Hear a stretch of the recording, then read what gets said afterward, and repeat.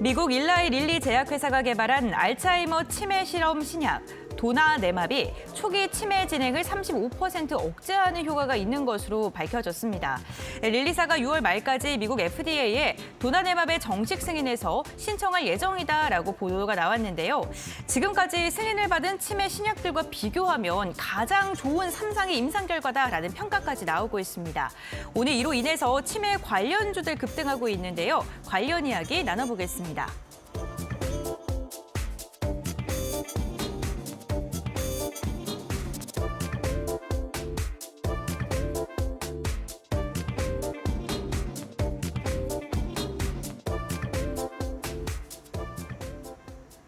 네, 정복이 불가능해 보였던 치매, 이 치료제에 대한 가능성이 거론이 되면서 오늘 치매 관련주들 들썩이고 있습니다.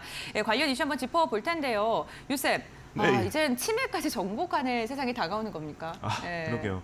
그래도 최근에 어제죠. 좋은 네. 내용이 또 나오면서 관련주들이 또 좋은 흐름을 보였는데 간단하게 조금 말씀을 네. 드린다면은 지금 글로벌 알츠하이머 치료제 시장 규모가 2024년도에 이제 14조 원 정도의 규모로 예상이 되고 있는데 네. 10년 전 대비해서 지금 4배 정도의 상승, 증가세를 이제 보일 것이다. 이렇게 내년 시장에 대한 규모를 전망을 하고 있는데 이런 부분들을 체크했을 때 충분히 시장은 성장될 가능성이 충분히 열려 있다라고 또 볼 수가 있고 그리고 추가적으로 지금 고령화로 인해서 퇴행성 뇌질환 환자는 날로 이제 급증하고 있는 추세라고 볼 수가 있겠죠. 그래서 여러분들도 뉴스에서 많이 들었겠지만 고령화 시대가 점점 다가오고 있다 이렇게 또 많이 들어보셨을 텐데 이런 부분들을 참고한다면은 이제 세계 치매 환자가 2015년도에 4,678만 명 정도가 됐는데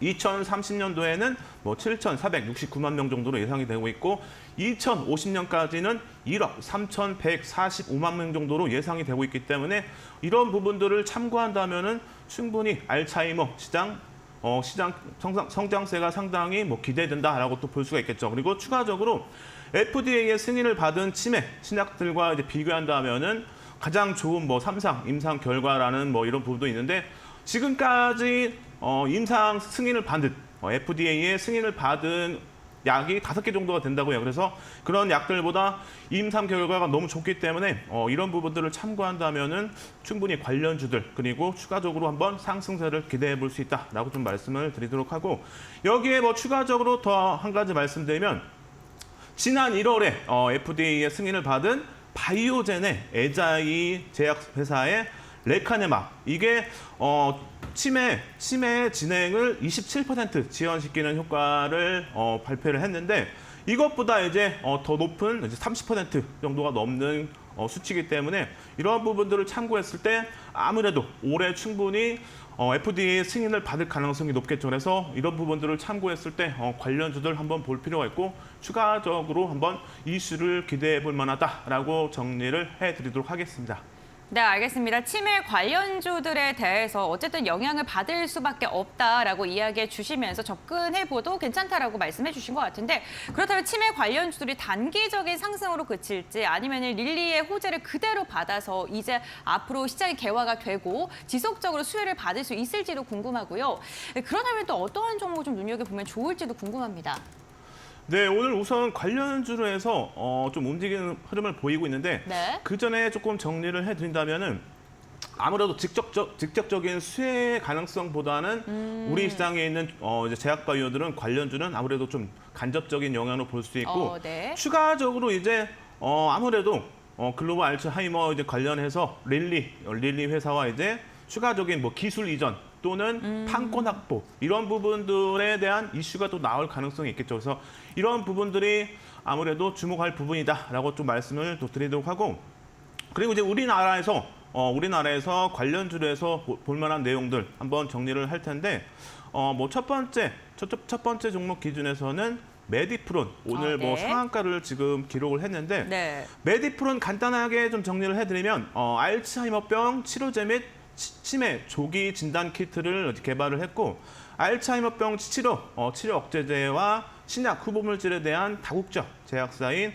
독일의 그루넨탈 제약 및 로슈샤에 직접 공동연구 및 기술 이전 계약을 체결하면서 이런 부분들이 이슈가 되면서 오늘 상한가를 갔다라고 또 볼 수가 있는데 에디프롬 관련해서 추가적으로 더 HTS 상에서 살펴볼 부분은 지금 시가총액이 좀 상당히 낮죠. 그래서 지금 779억 원인데 오늘 기준에서 1,000억이 안 되기 때문에 이런 부분들은 조금 종목이 가볍기 때문에 변동성이 또 심하다라고 볼 수가 있겠죠. 그리고 추가적으로 제약바이오들은 아무래도 실적은 그렇게 또 좋지가 않겠죠. 그래서 실적 부분에서도 간단하게 좀 체크를 하면은 아무래도 메디프로는 작년 그리고 재작년 보시면은 그래도 연속 적자가 이어지지 않으면서 아무래도 뭐 부정적인 내용이 나올 가능성은 조금 제한적이다라고 말씀을 좀 드리도록 하고 여기에 추가적으로 이제 기술통례 상장 이런 부분들을 참고했을 때는 크게 문제될 부분은 없다라고 또 말씀을 드리도록 하고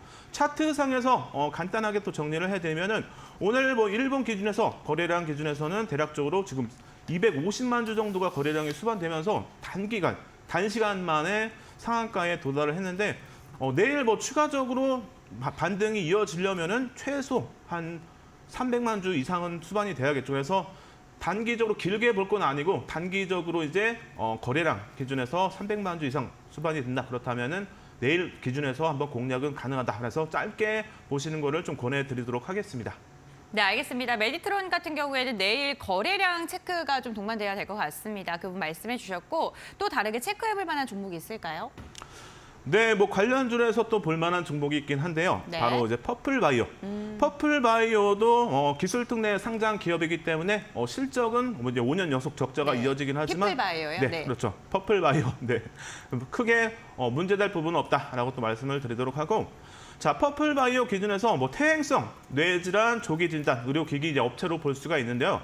뭐 세계 최초 혈액 기반 멀티머 검출 시스템 그리고 플랫폼으로 이제 알츠하이머병 혈액 이제 조기 진단 키트를 출시를 했기 때문에 이런 부분들이 이슈가 되면서 오늘 좀 반등이 나오긴 했죠. 근데 지금 시간 기준에서는 조금 밀리는 흐름이 나오면서 조금 아쉬운 좀 흐름이긴 한데 제가 볼 때는 뭐 다시 한번 추가적인 반등은 한번 기대는 해볼 수 있을 것 같아요. 그래서 지금 흐름은 상당히 좋지 않지만 지금과 같은 이렇게 꼬리가 위로 많이 달리는 흐름, 이런 흐름이 상당히 뭐랄까 세력이 좀 많이 지금 접근해 있는 세력이 좀 움직이는 그런 흐름이기 때문에 추가적으로 이제 거래량만 또 수반이 된다면은 뒤에 또 당장이 아니더라도 중단기적으로는 한번 흐름을 기대를 해볼 수 있다라고 또 말씀을 드리면서 거래량 기준에서는 오늘 기준에서 500만 주는 넘기지 않을 것 같아요. 그렇다면은 내일 이후부터 해서 500만 주 정도의 거래량이 수반된다. 그렇다면은 다시 한번 관심을 가질 필요가 있고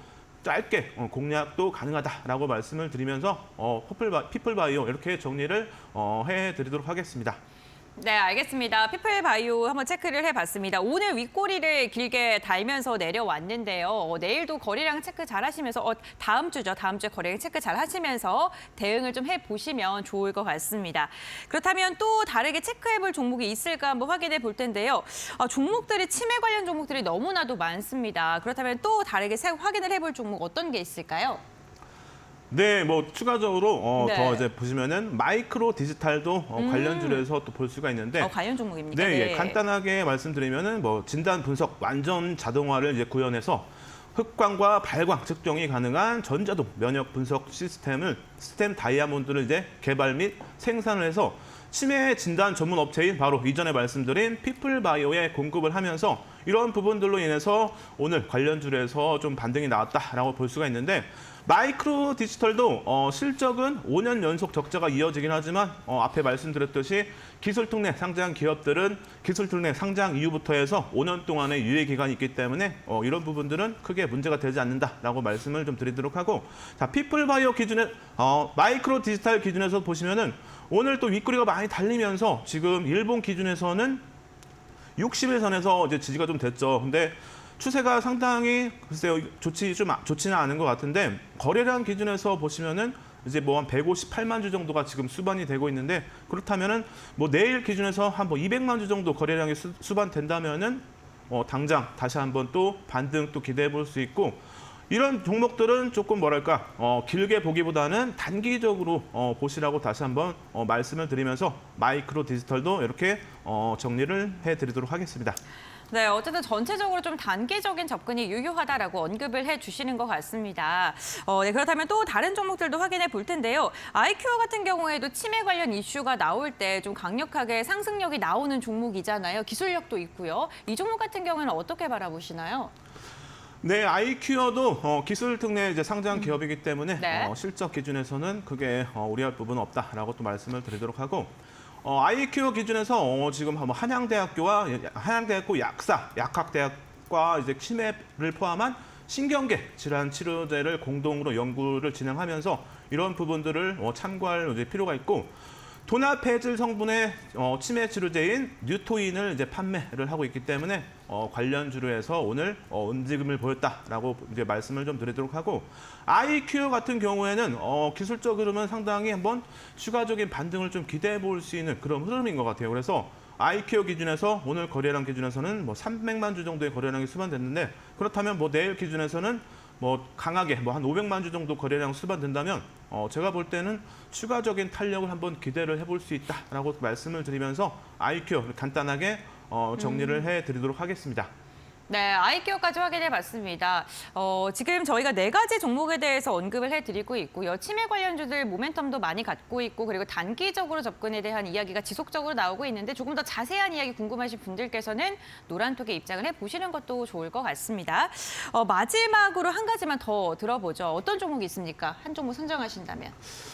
마지막은 이제 HLB 제약이라고 여러분들이 또 많이 알고 계실 네. 거라고 생각하는데 간단하게 말씀드리면 리바스티크민 성분의 치매 치료제 바로 엑셀쉿 캐슈를 이제 생산 및 판매를 하면서 이제 치매 증상 치료 및 개량 신약에 대한 비임상 실험도 진행을 하면서 이런 부분들이 이제 HLB의 이제 모멘텀이라고 볼 수가 있는데. HLB는 그래도 보시면은 HLB 제약은 오늘 크게 또 밀리지 않으면서 지금 추세가 상당히 일본 기준에서는 상승 추세를 좀 기대해 볼 수 있는 그런 흐름이다라고 또 말씀을 드리면서 이런 일봉상의 차트의 흐름을 본다면은 이런 세력의 움직임에 상당히 조금 흡사하다 이렇게 또 볼 수가 있겠습니다. 그래서 HLB 제약은 여러분들 단기적으로 계속 주목을 하면서 볼 필요가 있고 거래량 기준에서는 추가적인 탄력을 강하게 받으려면은 아무래도 4월 6일에 거래량 보시면은 550만 주 정도가 거래량이 수반됐는데 그렇다면은 최소 500만 주에서 600만 주 정도의 거래량이 이제 수반이 된다면은 추가적인 탄력을 충분히 또 기대를 해볼 수 있기 때문에 내일 이후부터 해서 그런 부분들을 체크해서 한번 관심 갖고 지켜볼 필요가 있다라고 말씀을 드리도록 하겠습니다.